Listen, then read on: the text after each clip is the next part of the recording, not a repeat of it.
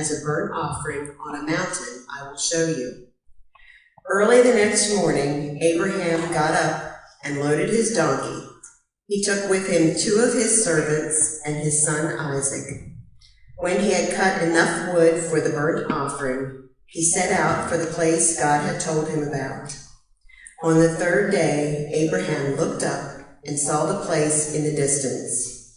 He said to his servants, "Stay here with the donkey while I and the boy go over there. We will worship, and then we will come back to you." Abraham took the wood for the burnt offering and placed it on his son Isaac, and he himself carried the fire and the knife. As the 2 of them went on together, Isaac spoke up and said to his father Abraham, "Father." "Yes, my son," Abraham replied. "The fire and wood are here," Isaac said, "but where is the lamb for the burnt offering?" Abraham answered, "God himself will provide the lamb for the burnt offering, my son." And the 2 of them went on together. When they reached the place God had told him about, Abraham built an altar there and arranged the wood on it. He bound his son Isaac and laid him on the altar, on top of the wood. Then he reached out his hand and took the knife to slay his son. But the angel of the Lord called out to him from heaven, "Abraham, Abraham." "Here I am," he replied. "Do not lay a hand on the boy," he said. "Do not do anything to him. Now I know that you fear God, because you have not withheld from me your son, your only son." Abraham looked up, and there in a thicket he saw a ram caught by its horns. He went over and took the ram and sacrificed it as a burnt offering instead of his son. So Abraham called that place, "The Lord will provide." And to this day it is said, "On the mountain of the Lord it will be provided." So ends the reading of God's word.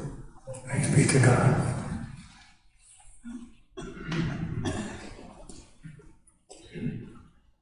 Will you bow your heads and hearts with me, please?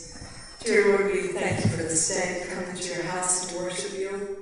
We thank you for this Father's Day and those fathers in our lives. Lord, the ones that took the time for us and taught us about you. Lord, we are so thankful for them. Lord, would you, in this day and in this time, raise up fathers who put you first, who will take the time and spend with their children and teach them your word. Grandfathers and uncles who will take time to share about you to their grandsons and sons and nephews and nieces and daughters and granddaughters. Lord, we need you in this nation of ours. Lord, we need fathers out there that will take a stand for you. And Lord, as we look to you, our Heavenly Father, we just thank you for your example, for sending Jesus, your Son, to this earth, whom you love so much. And Lord, for laying down his life for each and every one of us, that we may one day be with you. Lord, we see how much you love us. And we thank you and praise you and know that we are not worthy of that love. In this day, in this hour, Lord, be with Pastor Bud as he brings your message. May it fall on our hearts that are open to receive your word. And may we go out and be that light and be the people that you need us to be in the world in which we live. All this we pray in Jesus' name. Amen.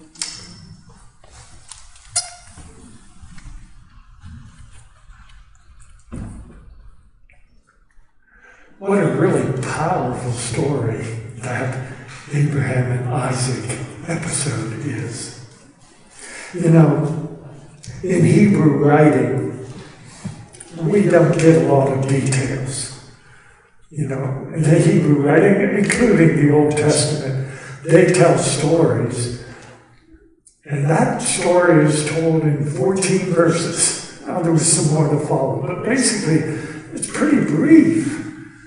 But it's so dynamic. You know, if those same kind of things were happening today with our news cycle, think about what you would know. The region of Mount Moriah, Our news people would be telling us where that is, how high the mountain is, what the temperature is on top of the mountain, what the weather's like, everything there is to know about Mount Moriah. We would know what kind of wood Abraham was using for that sacrifice. They would tell us that. But most of all, they would be asking dumb questions of Abraham and Isaac.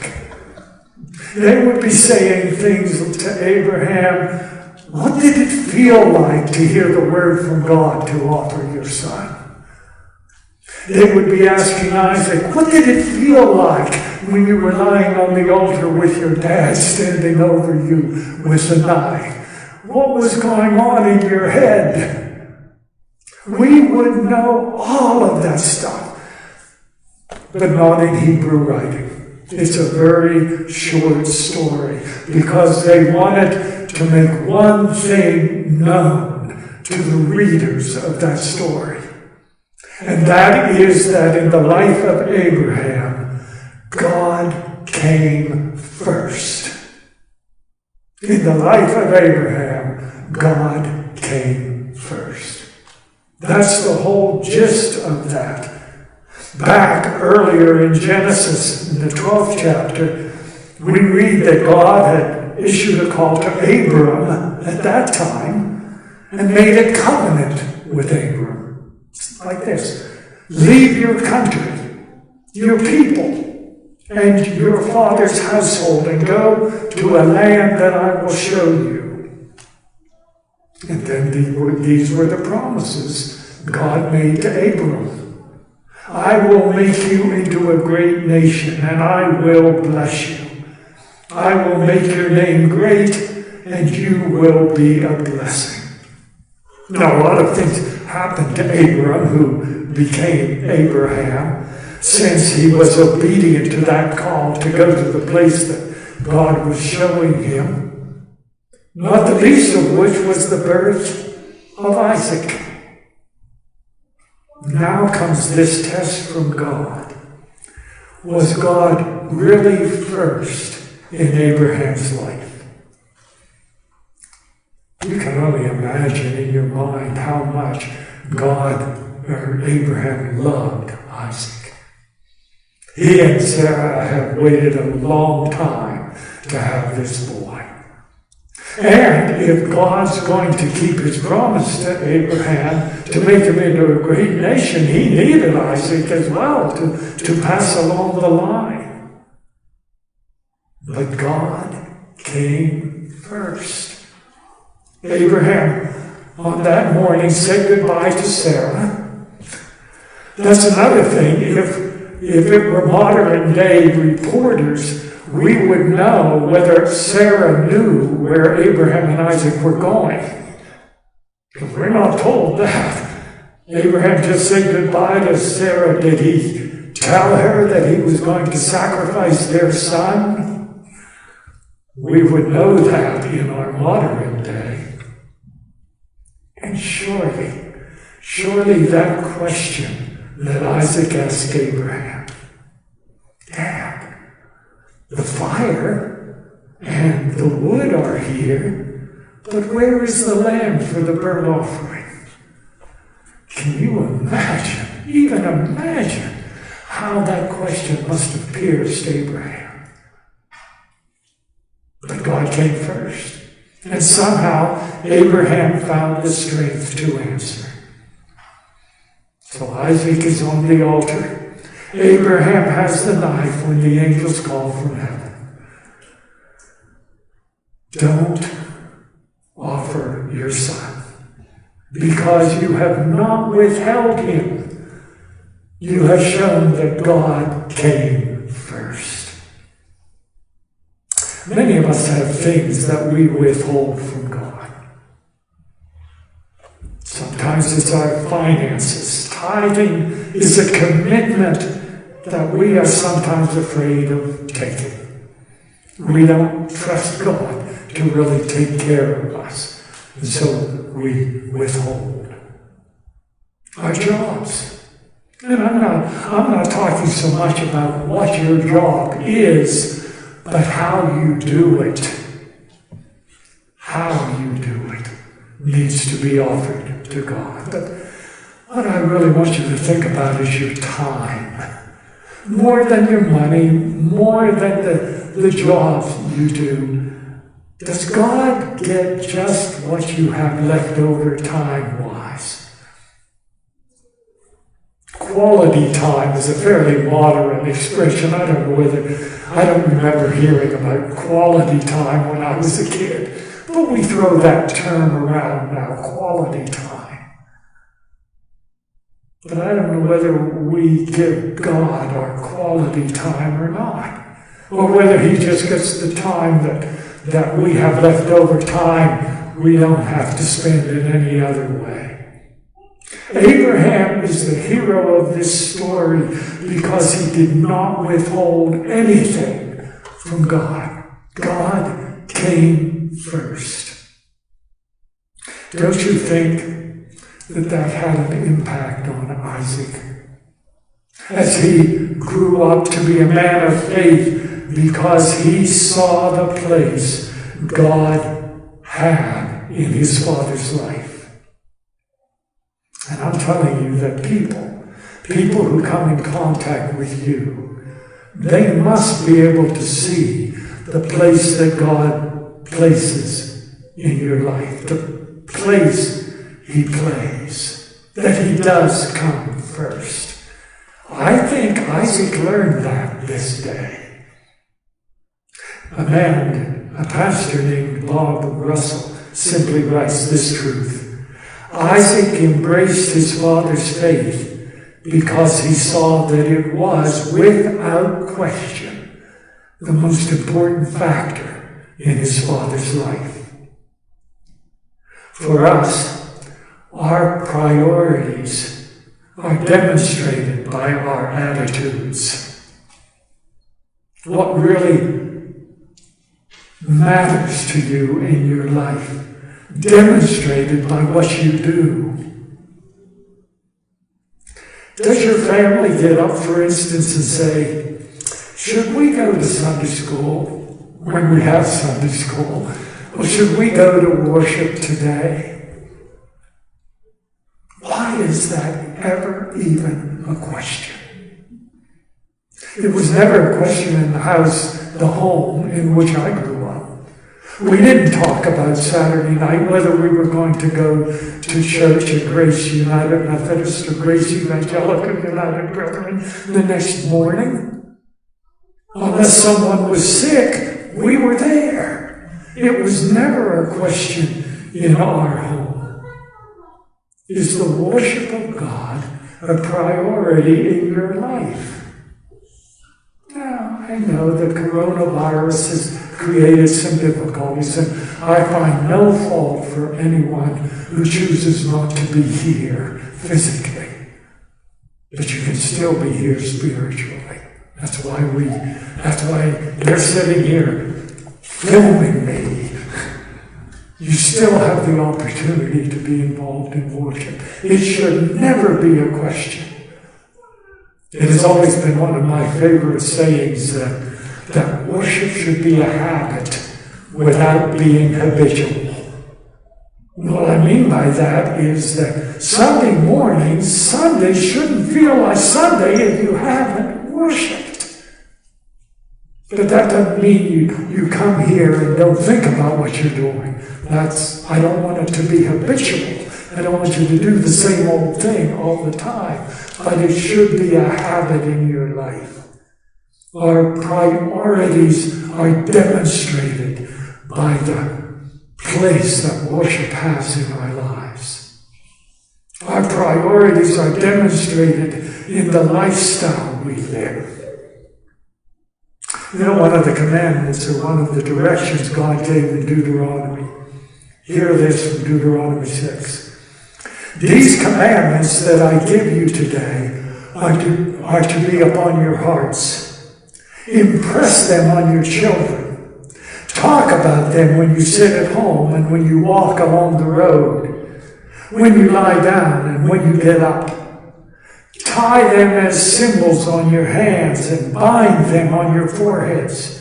Write them on the doorframes of your houses and on your gates. Now, the Jewish people took that rather literally at times, because they did wear little boxes on their forearms, on their heads, with scripture in them. And indeed, it got to the point that, hey, my phylactery, that's what they were called, my phylactery that I wear on my forehead is bigger than yours. That's not what God was meaning at all. Jesus spoke to his disciples in Matthew 13. The teachers of the law and the Pharisees sit in Moses' seat, so you must obey them and do everything they tell you. But do not do what they do, for they do not practice what they preach.